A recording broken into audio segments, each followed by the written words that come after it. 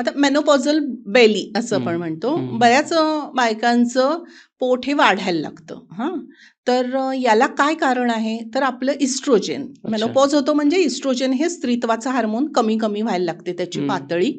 आणि ते जसं कमी व्हायला लागतं तसं LPL नावाचं एक एन्झाईम आहे. ते LPL नावाचं एन्झाईम इस्ट्रोजेन कमी झालं की फॅट सेल्स म्हणजे रक्तामधलं जे जास्त फॅट आहे ते ओढून घेऊन फॅट सेल्समध्ये टाकायला लागतं. ओके. तर ते LPL जास्त कार्यान्वित होतं इस्ट्रोजन नसेल तर. ओके. मग इस्ट्रोजन जर आपल्या शरीरातलं कमी झालेलं आहे, त्यामुळे आपण जे नॅचरल इस्ट्रोजन आहेत ते फूड जास्त खाल्ले पाहिजेत बायकांनी मेनोपॉज मधल्या. ओके.